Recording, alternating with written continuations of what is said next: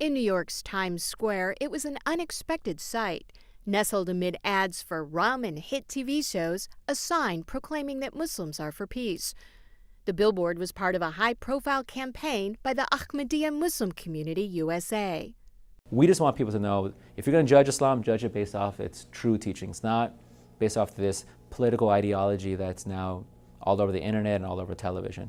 Ahmadis have been active in several cities across the country, sponsoring bus ads and leafleting drives trying to get out the message that Muslims are for peace, for loyalty, and for life.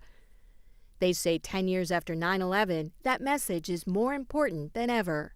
We want to stress that there are Muslims, especially living in America, that emphasize on peace, liberty, democracy, and just the freedoms that Americans love. And there have been so many people that ask, where are these modern Muslims that promote these ideals? And we've been promoting these ideals for a long time. The campaign has disturbed some Muslims who resent the idea of the controversial Ahmadiyya Muslim community speaking for Islam. Many mainstream Muslims say they too hold those ideals, although they have significant theological differences with Ahmadis.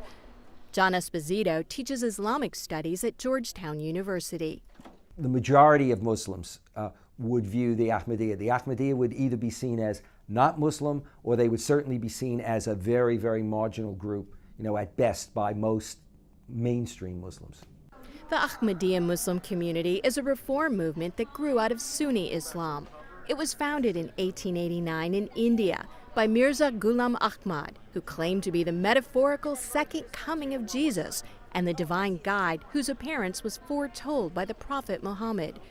Most Ahmadis believe he was the long-awaited Mahdi, or Messiah. We believe that the promised Messiah has come, as he was promised by the Holy Prophet so many years ago, 14 centuries ago. He came according to all those prophecies at the right time, and we have accepted him. Nasim Mahdi is National Vice President and missionary in charge of the Ahmadiyya Muslim Community, USA. He says Mirza Ghulam Ahmad came to bring Muslims back to the true teachings of Islam.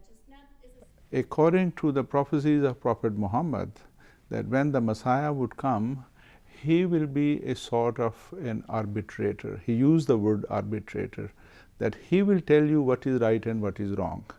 Because with the passage of time, Muslims have practically abandoned the real teaching of Islam, the real teaching of the Holy Quran. In Islam, the notion is that the Prophet Muhammad is the final prophet, the last of the prophets. And so then the question becomes in the eyes of many other Muslims, are these people really Muslims or not? Many Ahmadis respond that while they do believe Muhammad was the final prophet to bring the law, that didn't preclude a prophet like Mirza Ghulam Ahmad from coming to bring Muslims back to that final law. He came to revive the teachings of God, and he came bringing the truth. Mirza Ghulam Ahmad preached what he called Jihad of the pen, or persuasion through discourse, saying that violence was not necessary to defend and propagate Islam. He said we live in a time where jihad, an aggressive jihad by the sword, is no longer needed, because you don't have to ever defend freedom of religion physically. He said we live in a time where you're no longer physically attacked simply for being a Muslim. So he said jihad by the sword is done. Many Muslims, and certainly in South Asia as the movement was developing, extraordinarily controversial, rejected. It was seen as the equivalent of heresy. And that view persists. Today there are millions, some say tens of millions, of Ahmadi Muslims spread across 195 countries.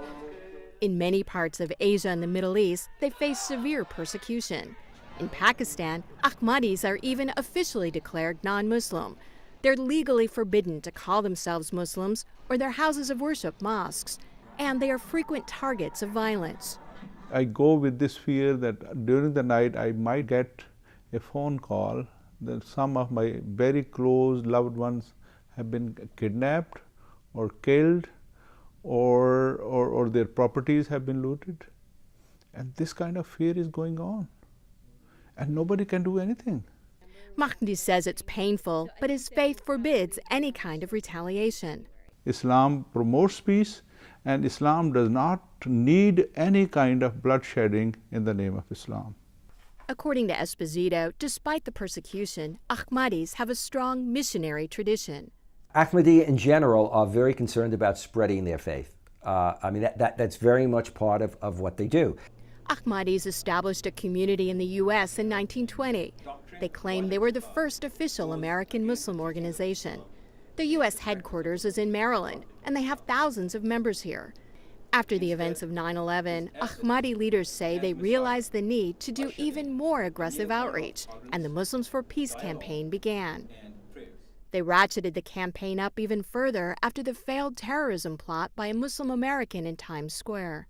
We noticed that after the failed Times Square bombing attempt by Faisal Shahzad in May of 2010, that there was what people kept referring to as a deafening silence within the Muslim community. So that's where we decided, well, hey, we've been here the longest. It's incumbent upon us to do something. They developed another project called Muslims for Loyalty, which emphasized the Prophet Muhammad's teachings that Muslims should be loyal to the countries where they live. For the 10th anniversary of 9/11, they launched a blood drive called Muslims for Life. Their goal was to collect 10,000 units of blood. 10,000 units would save 30,000 lives, which would be the 10 times the lives lost on that day of heinous crime against humanity 10 years ago. We are promoting a religion which gives life and not destruction, which promotes peace and not terrorism. And this is not just a statement by giving our blood. They ended up collecting nearly 12,000 units of blood, and they're continuing to hold other blood drive events. Ahmadi outreach includes an active women's movement. We are given a voice, our community, the women have a voice. And we're very well educated and we're very knowledgeable about our religion.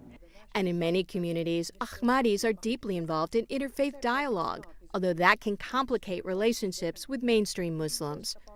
Esposito says U.S. Ahmadis have an influence beyond their numbers.